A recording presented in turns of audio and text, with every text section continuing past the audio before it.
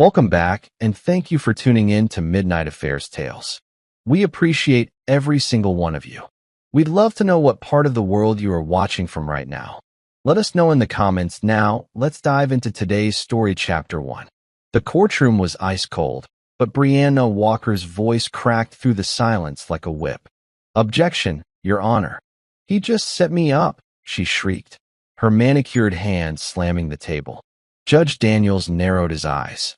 Jason stood tall, unmoved, his face unreadable beneath the soft glow of the overhead lights. He wore a simple gray suit. Nothing flashy, but the silence around him, it was volcanic.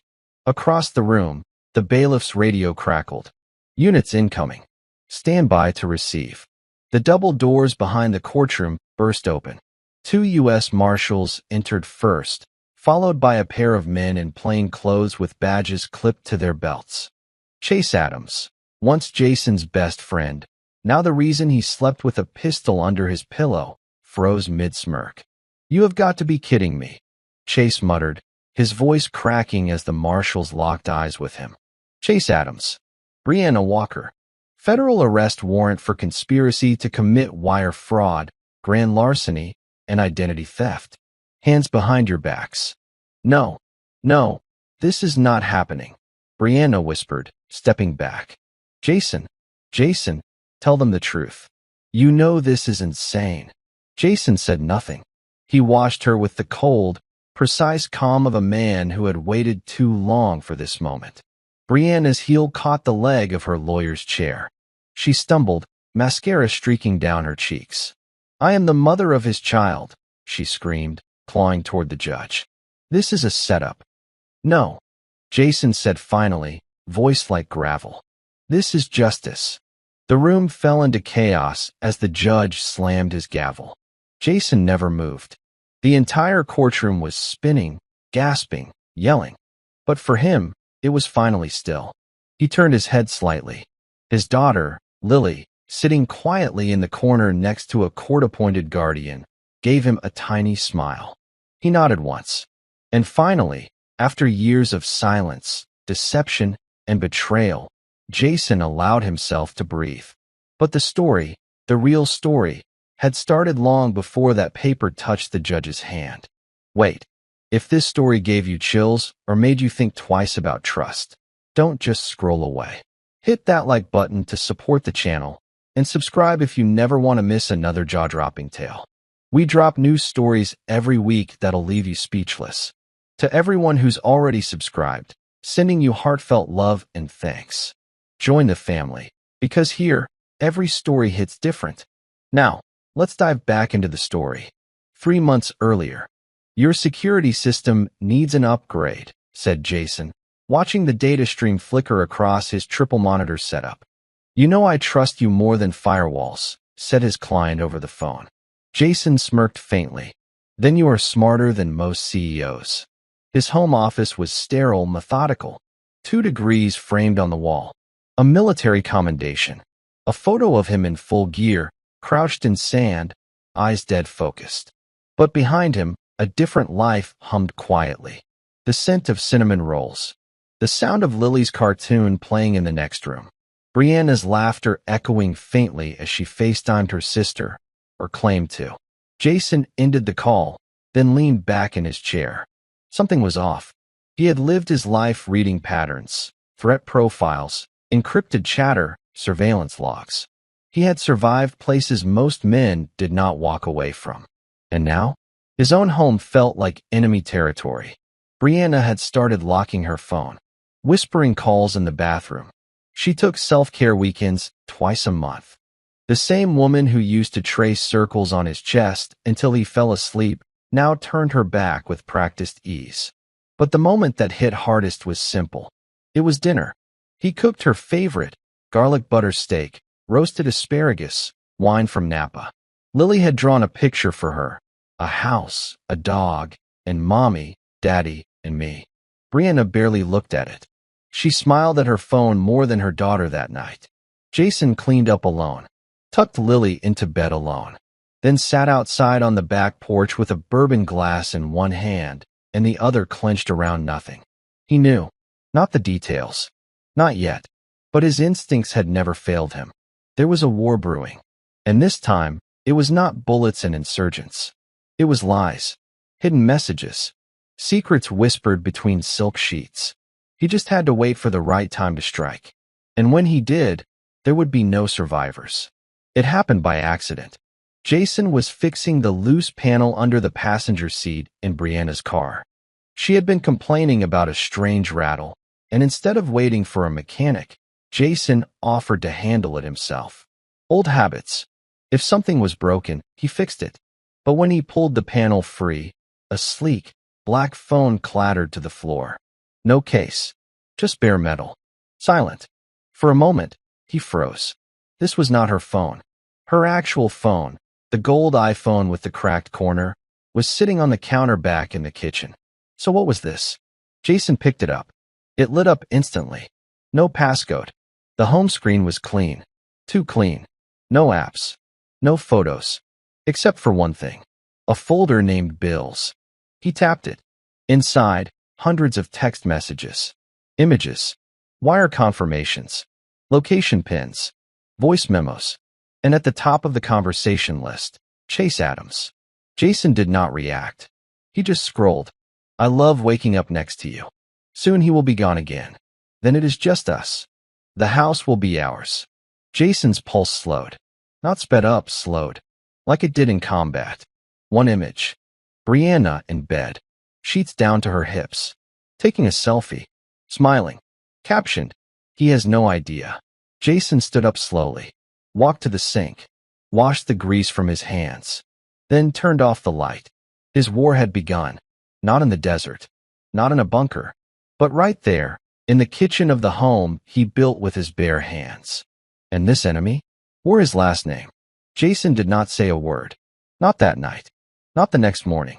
Brianna came into the kitchen wearing her favorite silk robe, humming to herself as she poured almond milk into her protein shake. Morning, babe, she said with that casual sweetness she used when hiding something. Jason was standing at the sink, scrubbing Lily's lunch container with mechanical focus. The sun broke through the blinds, casting harsh light across the countertop. He turned and gave her a smile. Not the real one. The one he used in interrogations. Calm. Controlled. Deceptively warm. Morning. She kissed his cheek, barely brushing his skin. He caught the scent of another man's cologne. And still, he said nothing. Because he needed more. Brianna left for her yoga retreat that afternoon. Jason loaded her car, kissed her goodbye, and told her to drive safe. The moment her tires rolled off the driveway, he got to work. In her closet, he found a locked fireproof box beneath her scarves. Took him 6 minutes to crack it open. Inside were 2 passports, a stack of unsigned power of attorney forms with his forged signature, and 1 flash drive labeled retirement. When he plugged it into his secure laptop, the files opened up like a live grenade. Real estate transfer documents. Multiple properties. All under shell company names. All created while he was deployed. One property had been transferred just 2 months ago from a veterans housing fund. One Jason had personally helped lobby Congress for, to a private holding firm linked to Chase Adams. Jason leaned back in his chair. His wife had not just cheated on him. She had used him, weaponized his deployments, exploited his access, his name, and for what? Luxury condos and a man who never made it past sophomore year of community college? He closed the laptop and rubbed his temples. The betrayal was no longer personal. It was federal. Jason sat across from Dr. Madeline Rossner, the only person he could trust with what was coming. She had treated him for combat stress after his 3rd tour. One of the few therapists who actually listened instead of scribbling notes and throwing pills. You think she is setting you up? She asked gently. I do not think it, Jason said. I know it. He handed her the text screenshots. The messages between Brianna and Chase. The casual way they joked about weaponizing his trauma. One even said, just drop a hint to the right person. Jason looks scary when he is tired, right? All we need is one claim of instability. Dr. Rossner's hands tightened around the printouts. Jason, You need a lawyer. And you need to document everything. I already started, he replied. But I wanted it on record before she does. She nodded, her face pale. Jason knew Brianna had been laying the groundwork for months. She had made subtle comments to friends, claimed he was different after returning home, told their neighbor he sometimes spaced out when looking at Lily. Every lie planted like a landmine. Has she ever said you were violent? Dr. Rossner asked carefully. Jason shook his head. Not yet, but she is getting there. She handed him a sealed letter. My professional statement, she said, that you are lucid, stable, and not suffering from any diagnosable disorder. File it with your attorney. Jason stood. Thank you. Jason, she said as he turned to leave. I have treated soldiers for 25 years. You are one of the most grounded men I have ever met. But do not try to be a hero here. He gave a grim smile. I am not trying to be a hero, document. I am just trying to survive my own house. Jason went dark. He did not confront Brianna. He did not change his tone. He did not even blink when she came back from her retreat, wearing new earrings she swore were a gift from a spa friend. Instead, he played his role, the dependable husband, the man who missed too many birthdays and now just wanted peace. But behind the scenes, he turned into a ghost. He used his Army network to contact an old friend, Cal Durham, former Signals Intelligence, now a private surveillance specialist out of Dallas. I need everything, Jason said when Cal picked up. Phones, email, GPS, audio. All of it.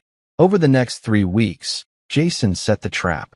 He installed audio triggers under the baseboards, synced Brianna's car GPS to a separate server, created a shell email under a fake name to message Chase, offering him a real estate tip just to confirm he was still using Jason's stolen intel. Chase took the bait in 10 minutes. Meanwhile, Jason quietly moved money into a protected trust under Lily's name. He rerouted his paycheck, changed his power of attorney, prepared the divorce documents, and he visited Lily's school every Friday for lunch. Because no matter what storm was coming, she was going to know that her father was there. Always. One night, Brianna stumbled into bed past midnight. Jason pretended to be asleep. Her phone buzzed. He recognized the pattern. 3 quick taps, pause, 2 more. The passcode to unlock it. He did not move, just memorized it, then waited. Because soon, she was going to serve him with papers. She thought she was going to take the house, the car, their daughter. But what she did not know, the war she started was already lost. And the soldier she betrayed was not sleeping anymore. The office was slick, marble floors, glass doors, and a scent of fake pine lingering from a too expensive diffuser. Jason sat in the waiting lounge of Adams Realty Group, dressed in jeans, an old hoodie, and a baseball cap pulled low. The receptionist barely looked up from her computer. Got a meeting with Mr. Adams? She asked, tapping her nails on the desk. No, Jason said calmly. Just browsing listings. He picked up a brochure from the counter, luxury homes with a view. Every one of them was tagged sold. He flipped through slowly, studying the fine print beneath each listing. Then he saw it. Lego Vista Development. Unit 9 be closed under. Vanguard West Partners, LLC. He blinked once. That was the same LLC listed on the forged property transfer Brianna had filed. He slipped the brochure into his jacket pocket. Chase walked out from the back hallway, laughing loudly with a young couple. Tan, fitted suit. Rolex glinting in the light. His smile vanished when his eyes locked onto Jason. But Jason did not flinch. He looked straight at him. Calm. Cold. Chase cleared his throat and turned his back. Jason stood and walked out the door. Slowly. Deliberately. Once in his truck, he pulled out his phone and called Cal.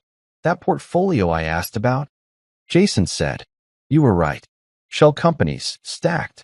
And Chase is laundering through them. Cal exhaled on the other end.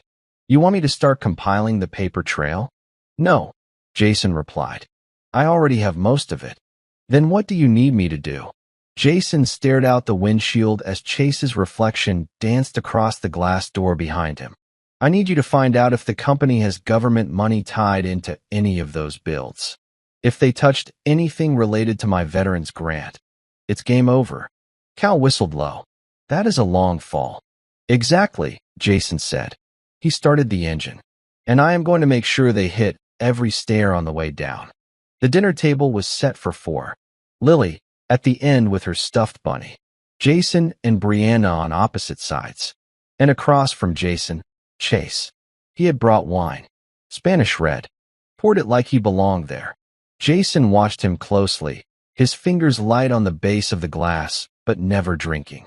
Not tonight. Man, it is wild seeing you back in civilian life, Chase said with a grin, cutting into his steak. But it feels good to finally rest. Jason gave a small nod. It is quieter, but the quiet is never peace. You know how that goes. Chase chuckled nervously. Sure, yeah. Brianna reached across the table, brushing Chase's wrist lightly as she passed the salad. Jason caught the flicker in Chase's eyes, the way his jaw tensed. Brianna laughed too loud at something Lily said, like she was trying to erase that touch with noise. Jason kept his face smooth, casual. He had wired the dining room with a lapel mic hidden beneath the chandelier. Every sound, every whisper, it was being recorded in crystal clarity. Babe, Brianna said sweetly. Chase was telling me we should look into a cabin upstate. Just a getaway spot, nothing crazy. Jason raised an eyebrow. A cabin? You have not even liked camping since that mosquito bit you in Galveston. Chase leaned in. It is not really camping. These places have hot tubs. Wi-Fi. Total luxury. Jason set his fork down. Sounds cozy. Then he looked directly at Brianna. Would it have a second bedroom? There was a pause. Barely a second. But he saw it. In both their eyes. Chase was the first to laugh. Too loud. Too fake. You are still sharp as hell, man. Jason smiled. But it never reached his eyes. After dinner, he tucked Lily in while Brianna poured herself another glass of wine. Jason stood in the hallway, staring at the two of them laughing in the kitchen. He did not hate them. Not yet. But he would make sure they hated what came next. Jason stepped into the county records office the next morning. The clerk, a gray-haired woman with tired eyes, barely looked up. Can I help you? I need access to recent property transfers, Jason said. Last 6 months. Especially anything tied to Vanguard West Partners, LLC. She squinted at him. Are you legal counsel? I am the original owner of one of the transferred properties. I believe my name was used without consent. That got her attention. She typed quickly, pulled up a screen, and turned the monitor so Jason could see. Rows of documents appeared. Transfer records. Notarized deeds. Digital signatures. Jason leaned closer. There it was. His name. Signed on a property title in Houston. Dated May 14th. The problem? He was in Jordan that week, monitoring encrypted insurgent radio traffic. Can I request certified copies of these? He asked. The clerk nodded. That will take an hour. Jason walked outside, pacing slowly near the sidewalk, heart cold and steady. 1 hour later, he held the papers in his hand. Forgery. Pure and simple. But what caught his breath was the second name listed as witness on the document. Brianna A. Walker. She had not just known. She had been part of it. Back home, he scanned the document into his system, sent it to Maya Delgado, his lawyer, then dropped a copy into the encrypted server Cal had set up. Then he stared at the PDF. A single sentence burned into his brain. All necessary signatures confirmed and present under penalty of perjury. Jason closed the laptop. They thought they had built the perfect lie. But now, he had the match. And it was time to burn it all down. Jason sat in his garage, lights dimmed, the door sealed shut. Not out of secrecy, but to focus. The blueprints lay stretched across his workbench. Not for buildings, but for betrayal. He stared at the timeline he had drawn, deployment dates, financial transactions, transfers of property, and Brianna's wellness retreats. He marked each movement with red ink. The patterns lined up too perfectly. Every time he was stationed overseas, Chase's firm gained a new property. and Brianna would transfer funds out of their joint account, sometimes just under reporting thresholds. Jason turned to the email threads between Brianna and a man named Eli Trent, a name that had come up in one of the shell company files. He had assumed it was just another broker. But Eli was not in real estate. He worked for a private fund that processed government grants, specifically ones connected to veteran housing programs. Jason's veteran grant, the one he had spent 2 years lobbying for. He clicked open one attachment. A scanned agreement signed by Vanguard West and Eli's firm. A portion of the funds, nearly $120,000, were misallocated through falsified invoices. Jason's name appeared as the consultant for the logistics portion, except he had never seen the contract. They were not just sleeping together. They were using him, his deployments, his identity, his reputation, to quietly launder federal aid and bury the trail. Jason leaned back in the chair, exhaling slowly. This was not about heartbreak anymore. This was treason. He picked up his phone and texted Cal. Found federal ties. It is deeper than we thought. We need to go full blackout. I will handle Brianna. Cal replied instantly. Copy. Sending the warrant connections now. Lupin Maya. Jason locked his phone and stared at the ceiling. The woman sleeping in his bed was not just unfaithful.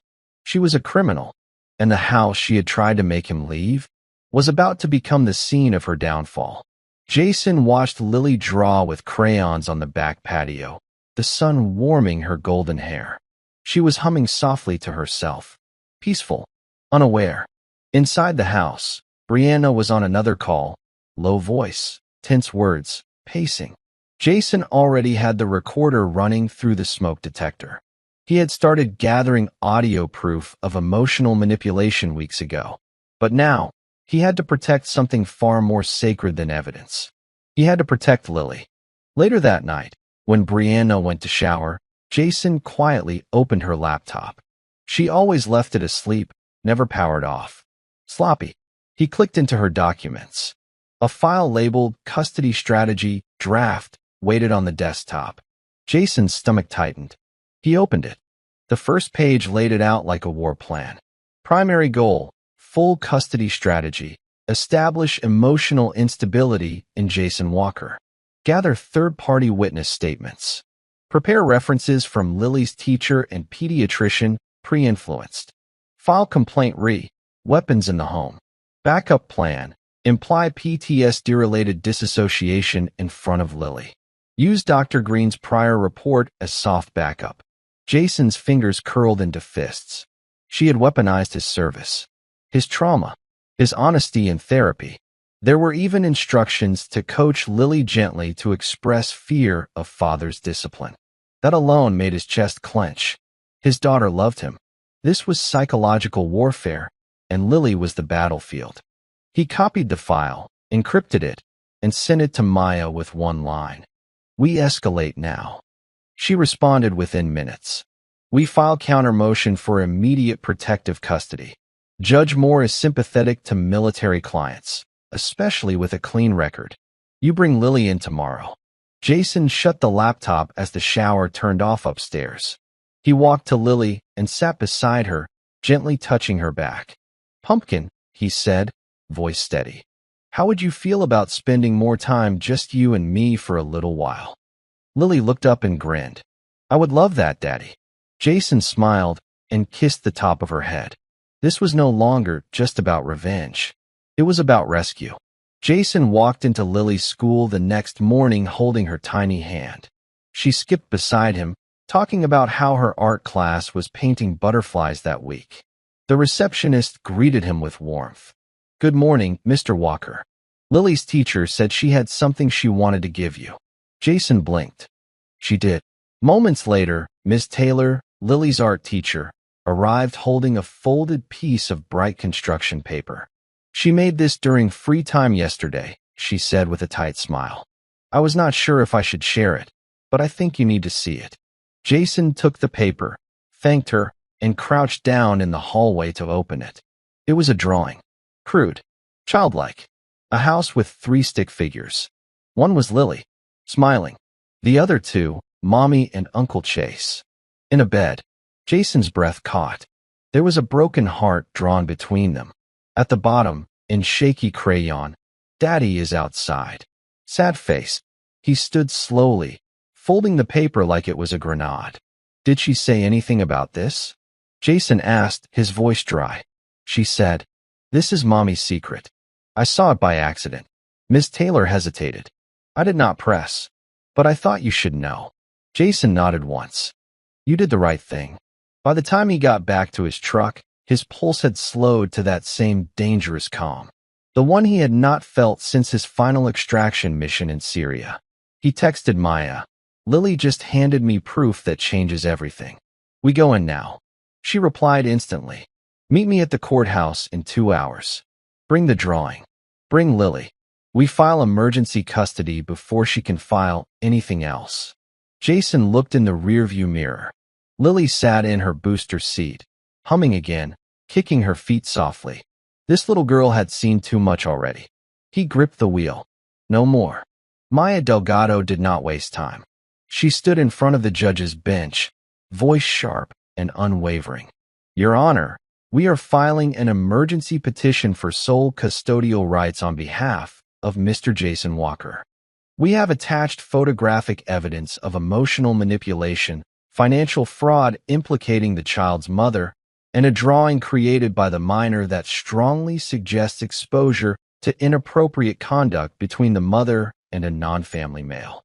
The judge, stern, mid-50s, with a background in family law, flipped through the folder. Jason sat silently beside Maya, his eyes locked forward, hands clasped.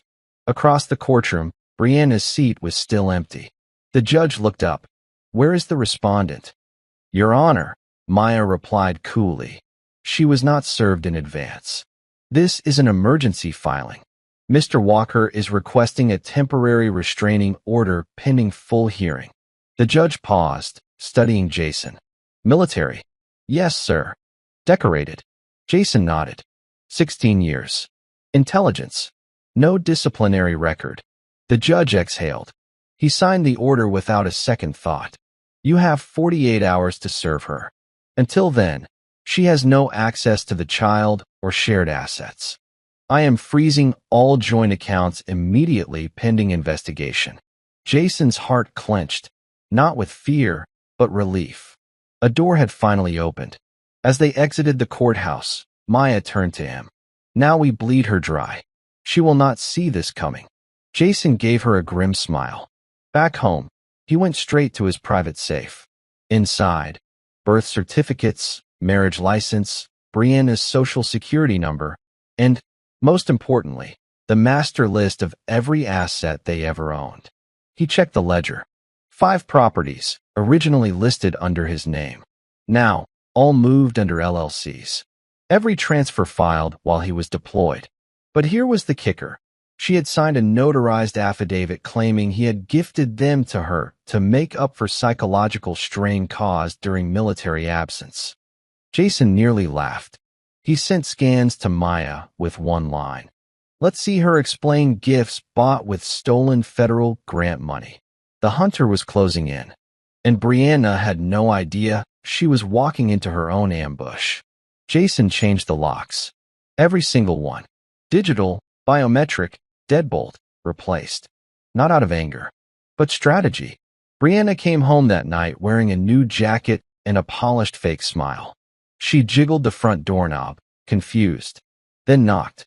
Jason opened it just enough to look her in the eye. "New policy," he said. "Excuse me. This house is now legally under protection. Court order. You have 48 hours to respond through your attorney." She stared at him, lips twitching. "You are joking." Jason handed her the papers through the gap. She looked down, read, and went pale. "You did this?" "Behind my back." Jason stepped back, motioning to the camera mounted above the porch. "Everything is being recorded. Leave now."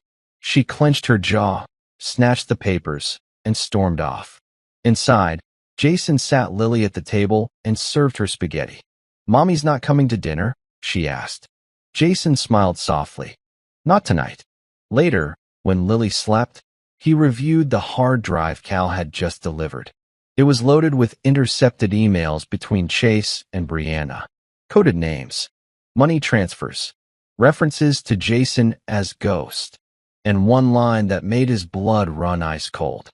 If he gets too close, trigger plan B. Play the PTSD card hard. Make him look unstable. If he loses the kid, he'll snap. Then we win. Jason leaned back. They were not just playing dirty.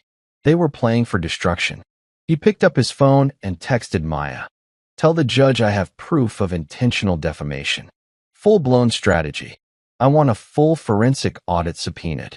She replied, consider it done. Time to break them. Outside, wind hit the windows. But inside, Jason sat unmoved. Because now, he was no longer reacting.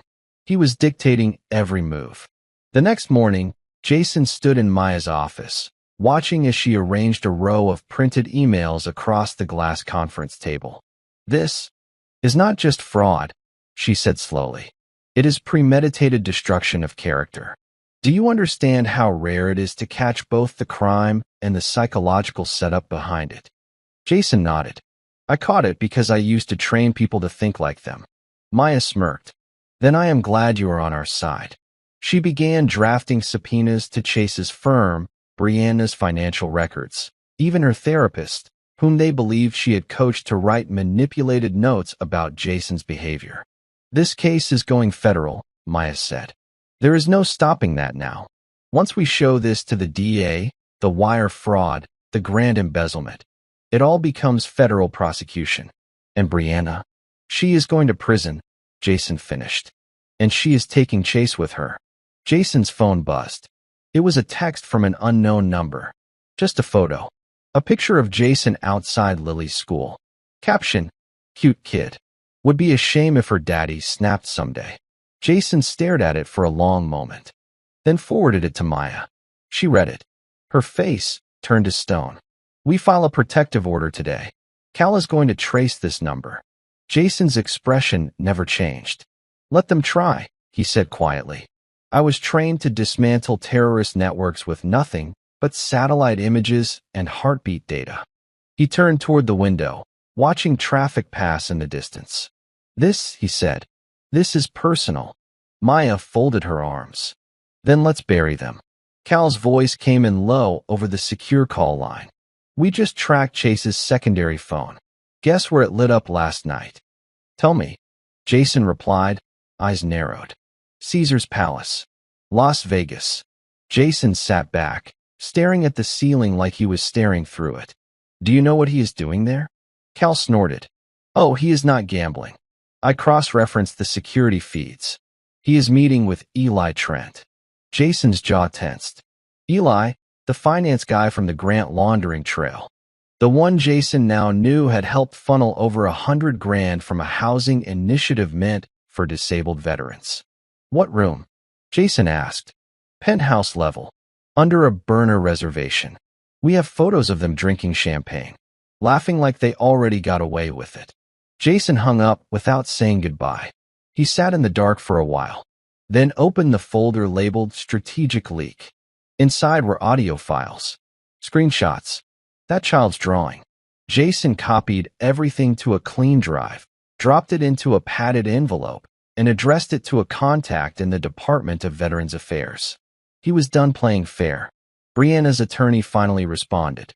A man named Tanner Reed, arrogant, expensive, and unbothered. He called Maya's office with a smirk in his voice. My client believes all of these allegations are exaggerated. She has agreed to mediation and is confident the judge will rule in her favor. Maya smiled coldly.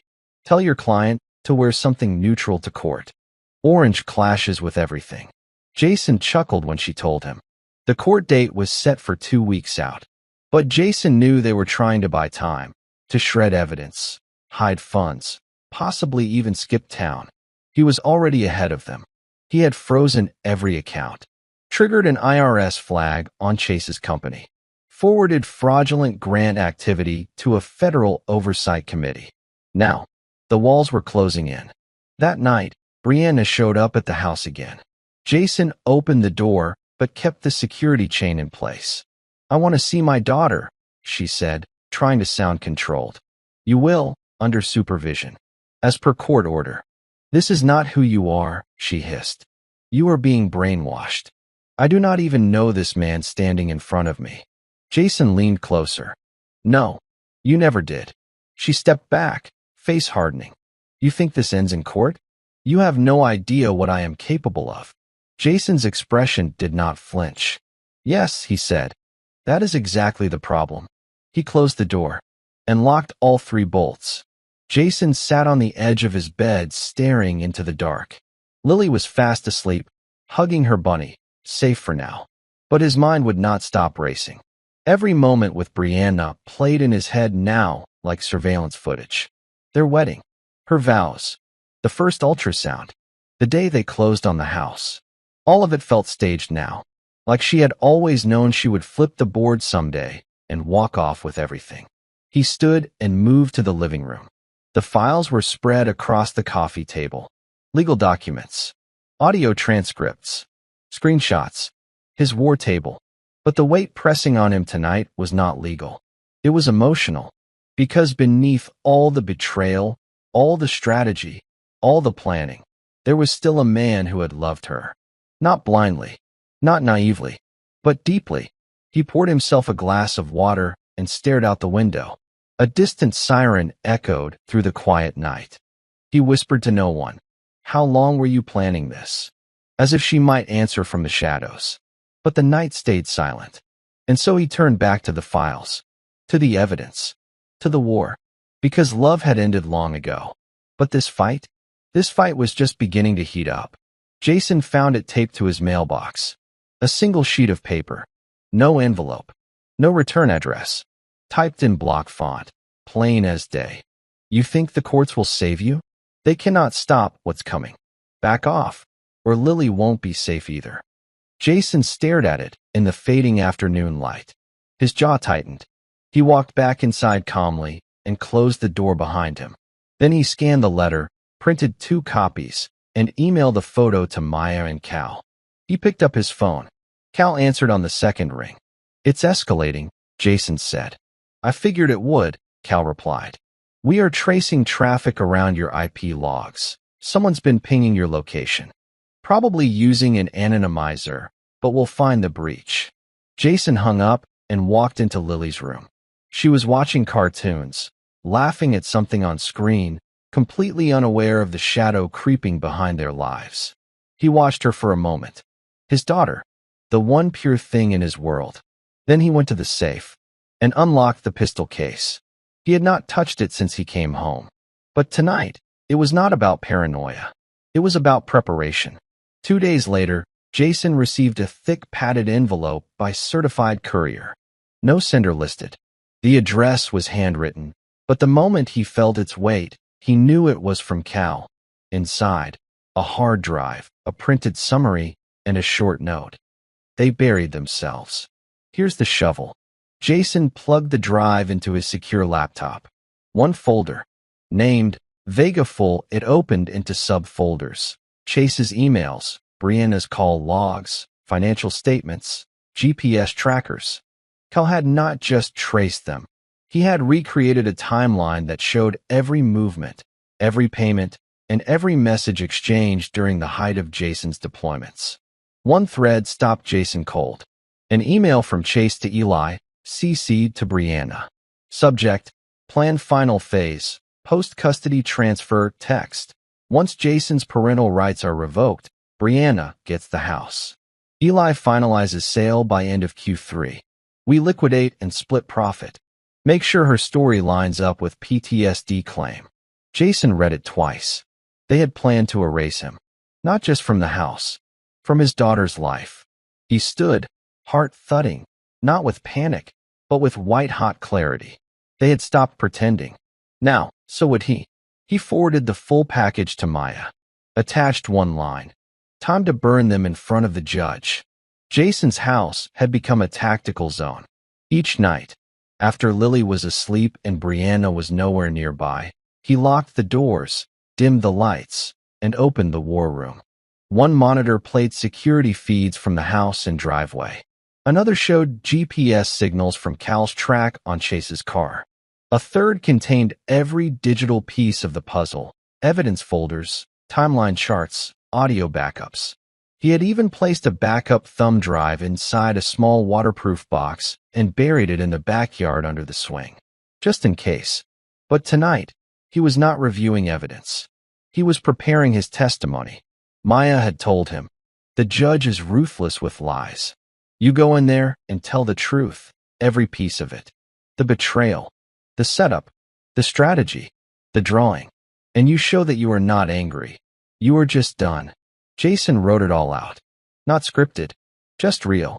He wrote about the woman he married, the family he tried to build, the home he fought to protect, and how, while he was overseas defending strangers, the people closest to him drew the knife. He wrote about Lily, and how this fight was not revenge, it was survival.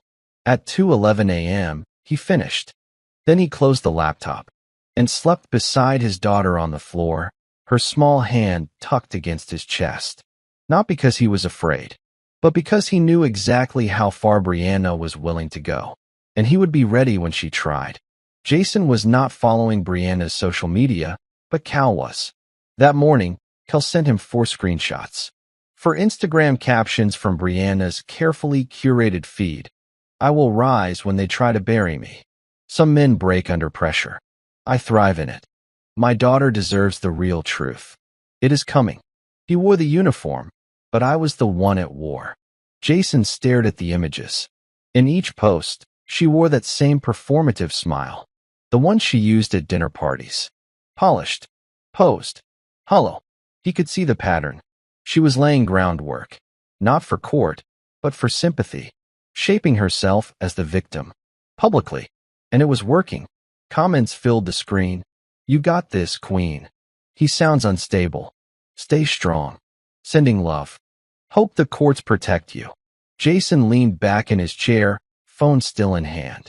She was preparing the world to see him as the villain, not in court, but in the court of public opinion. He called Maya. "She is baiting it now," he said. "I know," Maya replied. "That is why we do not respond on social media. We respond in court. With precision." Jason nodded. "I just want this done." "It will be," she assured him. "And when it is, no one will remember her captions. They will remember her arrest record." Jason ended the call and looked at the final screenshot again. That last caption: "He wore the uniform, but I was the one at war." His jaw tightened. "No," he muttered aloud. "You were the one who lit the fuse." The night before the hearing, the house was too quiet. Jason walked through each room slowly, checking every lock, every window. Lily was asleep in her room, her arms wrapped around her stuffed bunny like a life raft. He paused at the doorway, watching her chest rise and fall in steady rhythm. He knew tomorrow would change everything. For him, for Brianna, for Lily most of all. He moved to the living room and sat on the couch. The trial brief was ready. The exhibits were numbered. The affidavit from Dr. Rossner had been submitted. The drawing Lily made, sealed and protected. The recordings, the emails, the forged documents. All of it was packed and labeled in a black case sitting by the door. Still, Jason could not sleep. He picked up an old photo from the mantel. Their wedding day. Brianna in her lace gown, smiling with fake innocence. He in uniform, proud and blind. He stared at the image for a long time, then returned it to the shelf. At 3:27 a.m., he made coffee. Black. Strong. The kind they used to brew in field tents when everything else around them was chaos. He sat outside on the porch and sipped, the air sharp with early morning stillness. His mind was clear. Not angry. Not afraid. Just ready. The courthouse buzzed with morning energy, heels clacking, papers shuffling, the low murmur of lives colliding under fluorescent lights. Jason stood near the elevator in a dark suit. No medals, no flash, just clean and steady. Maya joined him, hair tight in a bun, black blazer pressed to perfection. "You ready?" she asked, her voice crisp. "I have been ready for months," he replied. They entered the courtroom just as Brianna and her attorney arrived. Brianna wore beige, minimal makeup, her hair pulled back into a humble mother style. Every move calculated. She glanced at Jason once. He did not blink. She looked away. The judge entered moments later. Case number 3402, Walker versus Walker. Custody and asset hearing, with counterclaims of fraud, forgery, and attempted defamation. Jason sat straight as the clerk began to call exhibits. Maya opened the briefcase and started pulling files. Organized. Ready. Jason's hands stayed folded in his lap. He looked over at Lily, seated beside the court-appointed guardian near the gallery, her little legs swinging. She smiled when she saw him. And that was the moment he felt the tension lift. This was not about pride or revenge. It was about protecting that little girl from the people who tried to use her like a pawn. The judge cleared his throat. Mr. Walker, are you prepared to make your initial statement? Jason stood, calm, grounded.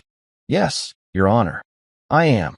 And the room fell completely silent. Because now, it was time to burn the mask she wore. The courtroom was still as Jason took the stand. Maya stood beside him like a sentinel, flipping open the binder of evidence. Her voice rang clear. Your Honor, my client will now provide his sworn statement. This includes testimony regarding the systematic defamation of his character, the attempted theft of his military benefits, and the use of forged documents to transfer marital assets under fraudulent terms. Jason cleared his throat and looked directly at the judge. He did not speak like a man pleading. He spoke like a man reporting facts in a debriefing. I deployed overseas for my country. I left behind my wife and daughter with the belief that I was protecting their future.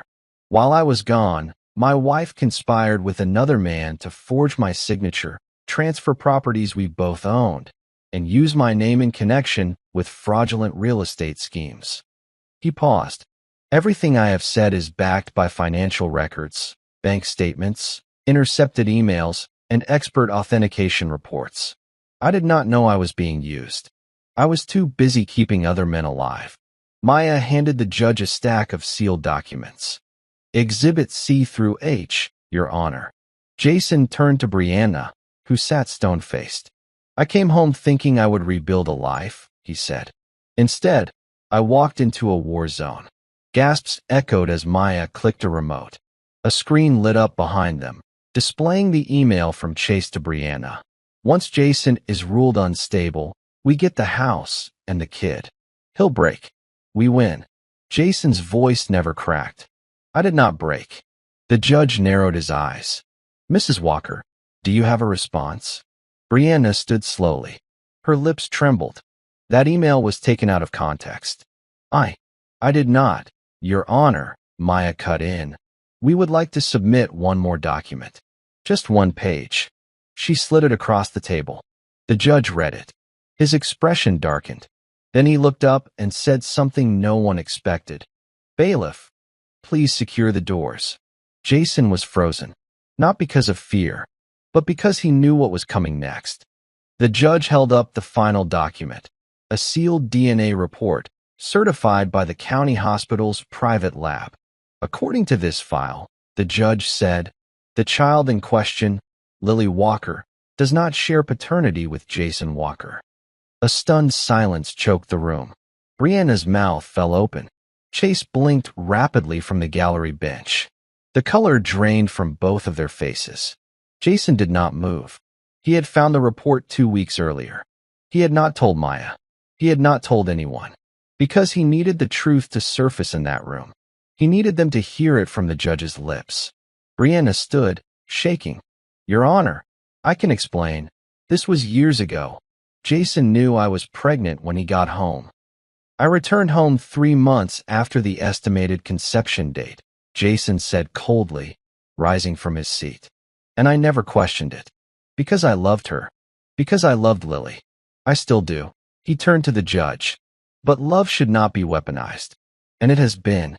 Over and over. The courtroom rippled with murmurs. Lily, seated across the room with her guardian, looked between the adults, confused but calm. Jason's eyes softened. I do not care what that paper says.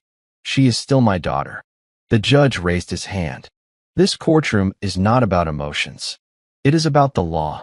And based on the evidence before me, there is now a second charge, paternity fraud. Jason's voice dropped to a whisper as he looked at Brianna one last time. You could have told the truth, he said. Even once. And she broke. Brianna collapsed into the chair, sobbing into her hands. But the damage was done, and the court was no longer on her side. As court adjourned for recess, the hall outside buzzed like a hive of hornets. Reporters crowded the steps. Someone had leaked the courtroom development. The words paternity fraud, custody war, and federal charges were flying through whispers like wildfire. Jason sat in a private conference room with Maya, who poured him a glass of water and said quietly, "You handled that better than I have seen most men handle anything." He gave a small nod. "I had time to process it," he replied. "The night I read that report, I sat in Lily's room for 3 hours. I watched her sleep, and I realized nothing would change for me." Maya hesitated. "Do you want to find out who the biological father is?" Jason pulled a folded paper from his coat pocket. "I already did." He handed it to her. A copy of a lab result. Biological match, Chase Adams. Maya's hands tightened around the page. Jason leaned forward, voice razor sharp. "Now we bring everything. Financial crimes. Identity fraud. Paternity deception. The full case. I want federal charges filed this week." Maya nodded. "I have already drafted the motion. The Department of Justice is reviewing your package." Just then, Cal walked in. He tossed a phone on the table. Chase just tried to wipe his laptop. I mirrored his cloud before he got to it. Jason raised an eyebrow. "What did you find?" Cal smirked. "Bank transfers, audio messages, and a draft statement from Brianna preparing to accuse you of physical abuse. All dated before she ever filed for separation." Jason inhaled slowly. "They wanted to erase me," he said. Maya locked eyes with him. "Then let us make sure the only thing that gets erased is them." Maya slid a flash drive into the courtroom's presentation console. "Your Honor," she said with calm precision. The following footage was recovered from the interior security cameras at the Walker residence. Timestamped. Unedited. Synced with official court documents. Jason remained silent, seated beside her. The video began to play. The screen showed Brianna in the kitchen, unaware of the small camera hidden above the fridge light. She paced with her phone in hand, sipping wine. Lily sat at the table coloring quietly. Then Brianna walked over and crouched beside her. "Remember what Mommy said?" Her voice cooed, artificial sweetness coating every word. "When the lady from court asks you questions, you just say Daddy yells sometimes, okay? That is all. Nothing bad. Just that he is loud. Can you do that for Mommy?" Lily nodded slowly, still focused on her coloring. In the courtroom, Brianna buried her face in her hands. The judge's voice sliced the silence. "And to confirm, this child manipulation took place before any official custody filings." "Yes, Your Honor," Maya replied. "This is premeditated coercion of a minor." Jason clenched his fists. He remembered that night. He had been out of the room, only steps away. Had he walked in 30 seconds earlier, he might have stopped it. But now the whole room saw it. The manipulation, the planning, the betrayal. The video ended. A long pause followed. "Court will reconvene in 15 minutes, the judge said sternly. "And when it does, we will address the custody implications immediately." Brianna looked up, her face pale, mascara smeared. Jason met her eyes once and saw something new in her expression. Fear. It had taken weeks to plan.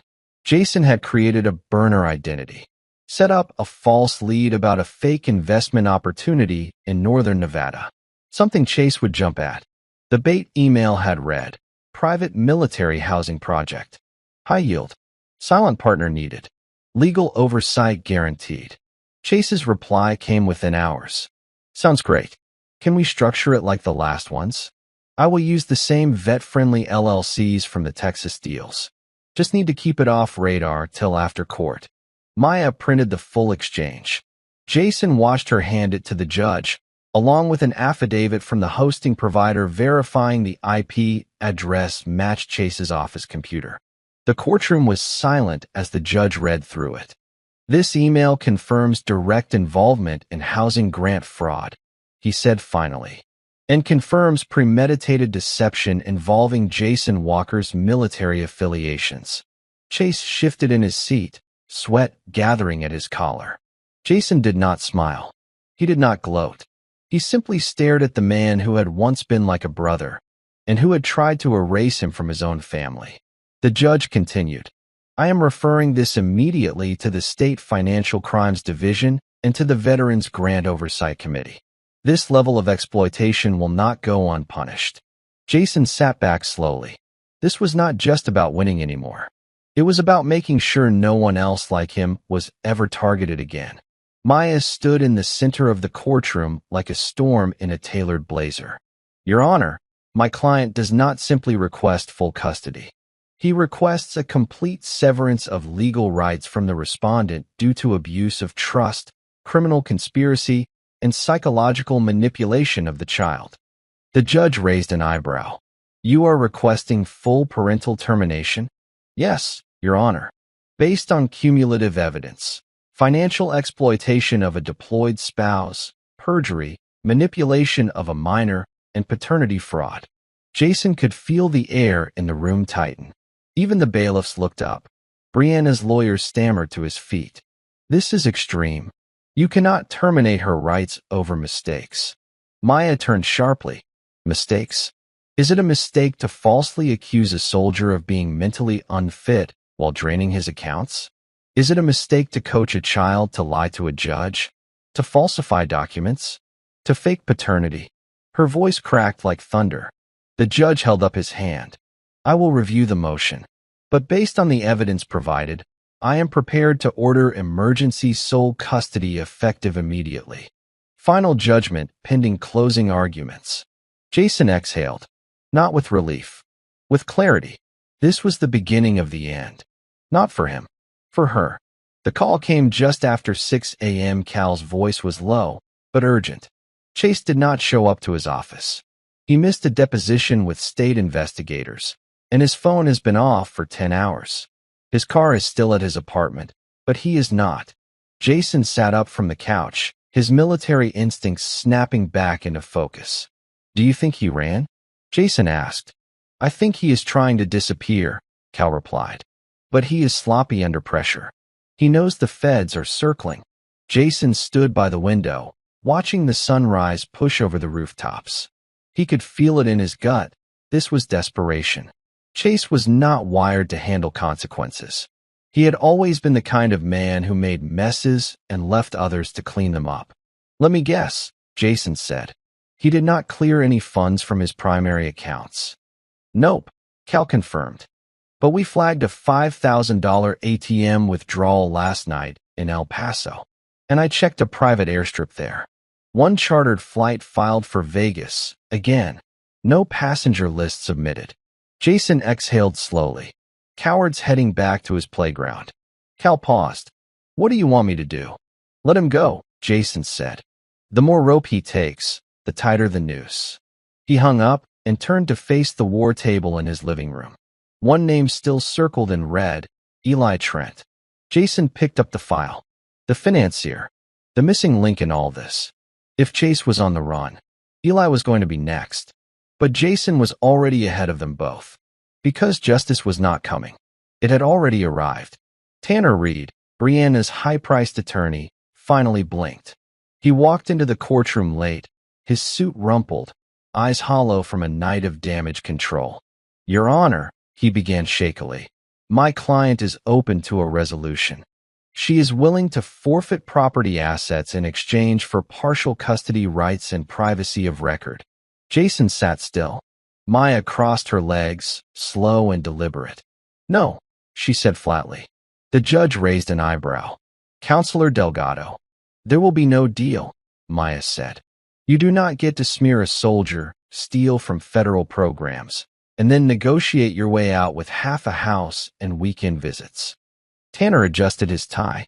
"There's a child involved." Surely, yes, Maya interrupted. A child who was emotionally manipulated, coached to lie, weaponized in a custody war. My client has protected her from day one. We are not bargaining with terrorists. Brianna, sitting behind her lawyer, looked smaller than ever. Her eyes were bloodshot. Her posture wilted. Jason did not even look at her now. Not out of spite. Out of nothing. She had become a hollow figure. A warning, not a woman. The judge leaned forward. Then we proceed with final argument and sentencing next week. Until then, emergency full custody remains with Mr. Walker. Jason nodded once. And for the first time since this started, he felt the weight beginning to lift. The day of final arguments arrived like a storm cloud.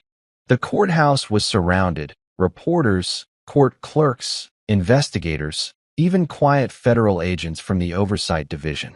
The room was packed. Jason walked in without a tie, just a charcoal suit, crisp white shirt, and the calm of a man who had survived war zones worse than this. Brianna wore gray again. Her lawyer whispered to her. She nodded, but her hands shook. The judge looked out over the courtroom. Let us begin. Maya stood. Your Honor, the evidence is overwhelming. My client was targeted, used, lied to, and still, he never retaliated. He built a case the right way. For his daughter. For his dignity. She turned toward the gallery, then back to the bench. Brianna Walker faked paternity, falsified financial records, manipulated her child, and engaged in a conspiracy with Chase Adams to siphon money from a federal veteran housing initiative. She paused. In war, deception is a weapon. But in family, it is a poison. Jason looked over at Lily, sitting quietly with the guardian. Watching him, he smiled. Then Maya rested her hands on the table. We are not asking for vengeance. We are demanding accountability, full custody, full financial restitution, and full criminal referral. The judge nodded slowly. And the defense? Tanner Reed stood, weak, shaking. My client was overwhelmed, is remorseful, and wants to rebuild her relationship with her daughter. Jason finally looked at her, for just a second, and saw nothing he recognized. No remorse, no understanding, just regret for being caught. The judge looked down at the files. Final judgment will be rendered in 72 hours. Until then, this court is adjourned. The gavel struck, and the silence that followed was not relief. It was the still breath before a verdict that would destroy everything Brianna thought she could hold on to. The courtroom was quiet, but tense. The kind of silence that wrapped around everyone's shoulders and pressed down. The judge adjusted his glasses and looked directly at Jason. Mr. Walker, before I deliver judgment, you may address the court. Jason stood. He did not look at Brianna. He did not look at the gallery. Just the judge and Lily, sitting in the corner, coloring softly with her guardian. My daughter saved me, he said quietly. Murmurs echoed around the room. Jason continued. She is not mine by blood. That truth nearly broke me. But what matters is not blood. It is choice. And I choose her every day, even when her mother did not. He took a breath. I have worn a uniform most of my adult life. I have stood between violence and innocence. I never thought I would need to do it in my own house. But I did. And I do not regret 1 second of it. He finally looked at Brianna. I gave you everything. You took what I gave and turned it into a weapon. Not just against me, but against a little girl who trusted you. And that is something I will never forgive. He turned back to the judge. All I want now is to raise my daughter in peace. With truth. And without fear. He sat down. And no one said a word. Even Brianna's lawyer looked at the floor. Because there was nothing left to argue. It happened before the judge could even finish his ruling. The courtroom doors burst open. 2 FBI agents entered, flanked by 2 officers from the U.S. Marshal's office. They approached the bench and handed the judge a document. He read it, then nodded grimly. This court is now in recess, he announced. Mr. Adams and Mrs. Walker, stand and face the agents. Gasps filled the room. What? No, wait. Brianna stammered, standing as the agents moved in. You are both under federal arrest, one of the agents said. Charges include grant fraud, identity theft, paternity fraud, conspiracy, and attempted custodial interference. Chase, who had snuck back into the courtroom an hour earlier, thinking he could still spin the narrative, froze as cuffs locked around his wrists. You cannot be serious. Brianna shouted. This is a setup.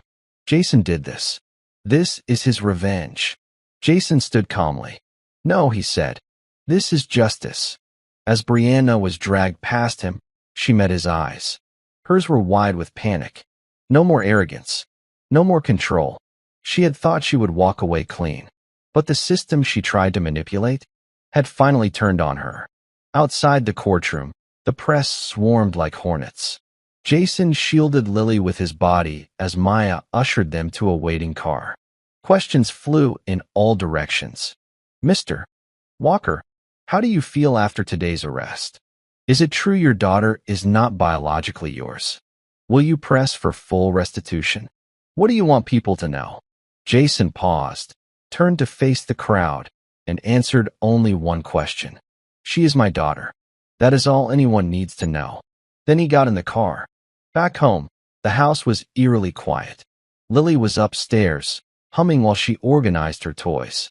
Jason stood in the kitchen, staring at the documents spread across the counter. Everything was over. The hearings, the cameras, the lies. And yet, it did not feel like victory. It felt like aftermath. He sat down and pulled out an old notebook, the one he used during missions. Inside, he had scribbled notes these past few months. His plan, his dates, his doubts. He flipped to the back. One line stood alone. The war ends when she is safe. He tore the page out, burned it in the sink, and finally let himself exhale. 3 days later, the final ruling came. Jason sat alone in the judge's chamber while Maya stood beside him, her arms crossed, expression unreadable. The judge looked down at the paperwork before him. Mr. Walker, I have reviewed every piece of submitted evidence. This is one of the most egregious cases of emotional, financial, and legal betrayal I have ever presided over. Jason remained still. I am awarding you full and permanent sole custody of the child, Lily Walker. All visitation rights for Brianna Walker are terminated until further legal review. The child is to retain your last name, and your parental status remains protected under binding court order. Jason blinked once, then nodded. The court also authorizes immediate forfeiture of all shared marital property to the petitioner. Mrs. Walker's assets are frozen pending federal investigation. Maya let out a small breath. Jason just closed his eyes. It was done. All of it. But as he left the room and stepped out into the soft daylight, he realized something. It had never been about winning. It had always been about protecting what mattered. And now, he could finally start over. Not as a soldier, not as a husband, just as a father. Jason stood in the hallway of the courthouse as officers escorted Brianna past him, wrists cuffed, mascara streaked, hair wild from tears and panic. But this time, she did not scream. She just looked at him, eyes swollen, shoulders trembling. I loved you, she whispered, almost too quiet to hear. Jason did not flinch. He said nothing, but the words hit him, not because they were true, but because they were weaponized. Even now, she was trying to play on the last thread she could reach. Tell them I was not evil, she choked out. Tell them I was just broken. Jason turned slowly to face her, his voice low but unwavering. You had choices, and every single time, you chose wrong. You were not broken. You were just cruel. The officers moved her forward, and she stumbled once on her heels. He watched her go, not with satisfaction, not with hate, just with the weight of closure settling in his bones. When she disappeared behind the elevator doors, Jason finally exhaled. It was over. Not clean, not simple, but over. That night, Jason sat at his desk with a pair of headphones. The final audio file Cal had uncovered was still waiting. He had not listened to it yet. Maya had said, "You do not need to. It is just more of the same." But Jason knew he had to hear every lie, every word. He pressed play. It was a recording from Brianna's call with Chase. Her voice casual, confident. If he finds out, we spin it. PTSD, right? Nobody wants to question a soldier's mental health. Worst case, we play the fear card. Judges eat that up. Chase laughed. You are cold as hell. I am just smart. He thinks love makes people loyal. But loyalty is for suckers. Jason closed his eyes as the words echoed in his ears. There was no sadness left, only finality. He clicked save, encrypted the file, and filed it in a digital vault, right next to the evidence folder titled, The Day the Mask Fell. Then he shut down the computer. Forever. The fallout hit fast. Local news stations ran the story for days. Veteran targeted in financial scam by wife and business partner. FBI confirms grant fraud charges. Custody returned to decorated soldier after shocking DNA revelation. Brianna's name was everywhere. So was Chase's. Clients abandoned his real estate firm overnight. His website was pulled offline within 48 hours. Properties listed under Vanguard West were red flagged for review, freezing millions in assets. Jason watched it unfold quietly, not with celebration, but with measured calm. His neighbors, who once praised Brianna's garden parties and complimented her dresses, now crossed the street to avoid eye contact. The PDA moms who once invited her for coffee removed her from every chat thread. Justice did not always wear a robe. Sometimes, it moved in silence. Jason received a message from one of Chase's former assistants, a quiet thank you. She had known something was off, but was too scared to speak up. You stood up. You made it stop, she wrote. For what it is worth, I am proud of you. Jason read it, then deleted it. He did not need praise. He just needed peace. 3 weeks after sentencing, Jason received an official envelope from the federal court. Inside, a summary of charges. Brianna Walker, 14 counts of wire fraud, 3 counts of paternity fraud, 1 count of custodial interference, 1 count of conspiracy to commit identity theft. Sentencing recommendation, 14 years federal prison, no parole. Chase Adams, 11 counts of white-collar fraud, 2 counts of obstruction, 1 count of racketeering. Sentencing recommendation, 18 years.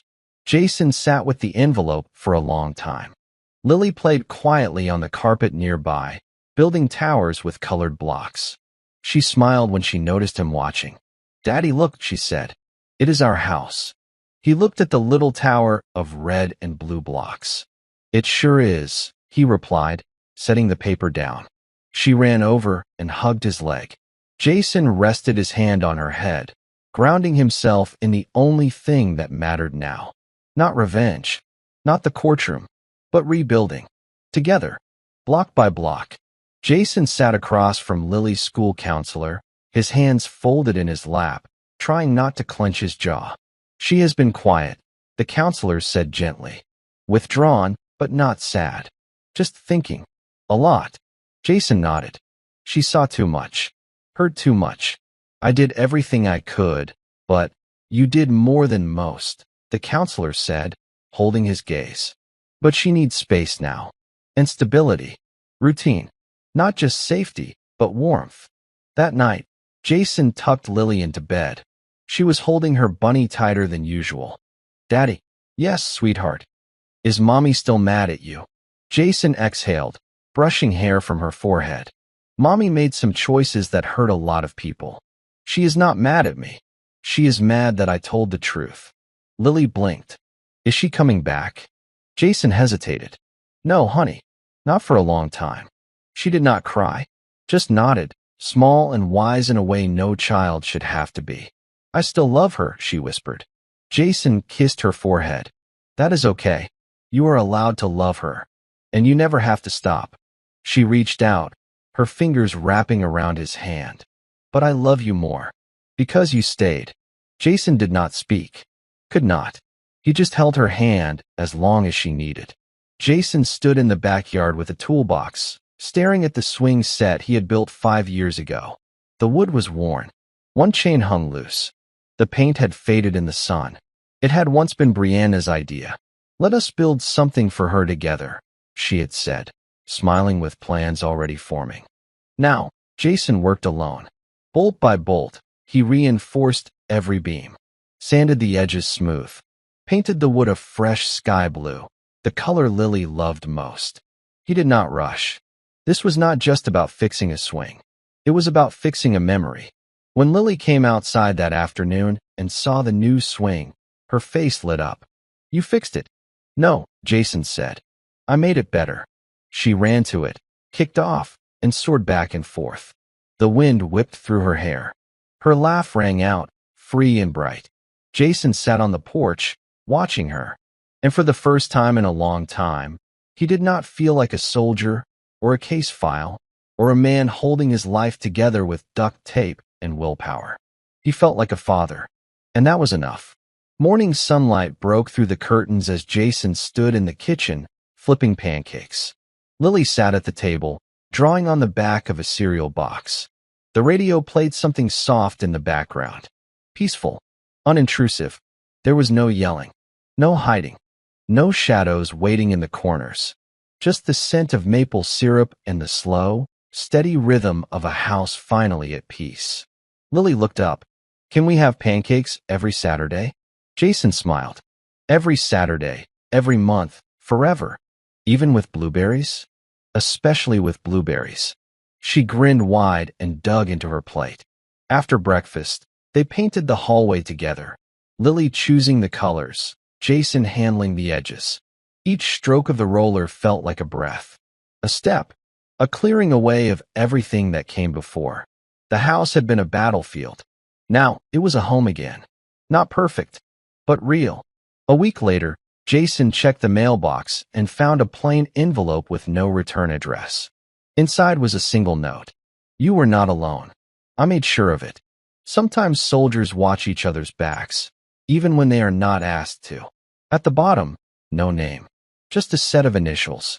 R.C. Jason stared at the paper, heart tightening in his chest. R.C., a friend from his second deployment.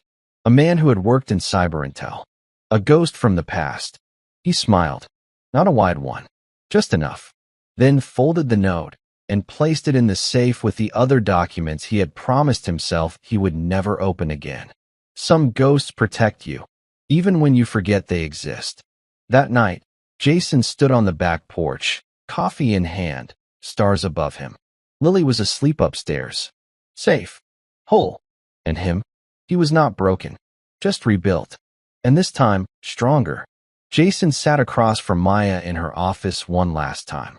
Stacks of paper surrounded them. But it was not chaos. It was closure. Signed orders. Confirmations. Digital filings logged and time-stamped.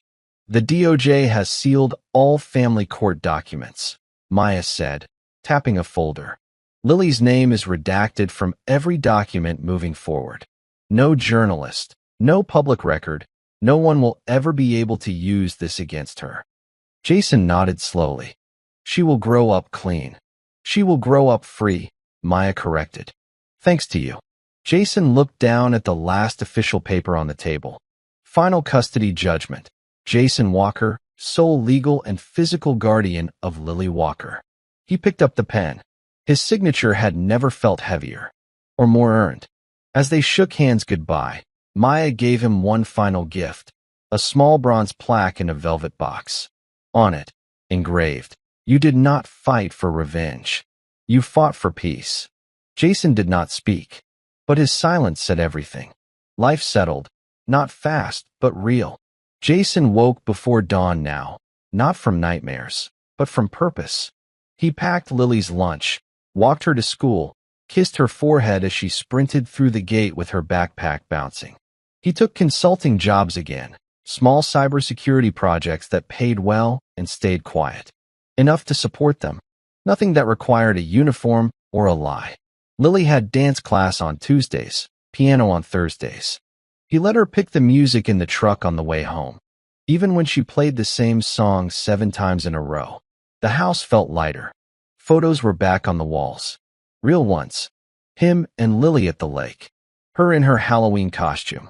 A candid shot of her asleep in his arms during movie night. No more masks. No more watchers. Just life. And love. One morning, Lily came downstairs with a drawing in her hand. She handed it to Jason with a sleepy smile. It was them, holding hands, in front of a blue house, a swing to the right, and above them, words written in crayon, "Safe now." Jason held the picture, his throat tight. "Yes," he whispered. "We are." Jason found himself at the Veterans Memorial Wall that Sunday morning. The city was quiet, the street still. He stood in front of a name etched in stone. Corporal Ethan Riley, his first team leader, killed in a convoy blast in Kandahar. A man who once told him, "Fighting for your country's one thing. Fighting for the people you love? That is the real war." Jason placed a folded note at the base of the wall. No flowers, no speech, just a silent thank you. He turned and walked away slowly, wind brushing his coat. That night, he sat on the porch with Lily asleep upstairs. He looked up at the sky, stars scattered across black like bullet holes in velvet. And he thought about all the noise he had survived. Gunfire, betrayal, lies, courtrooms, screaming matches, whispers behind locked doors.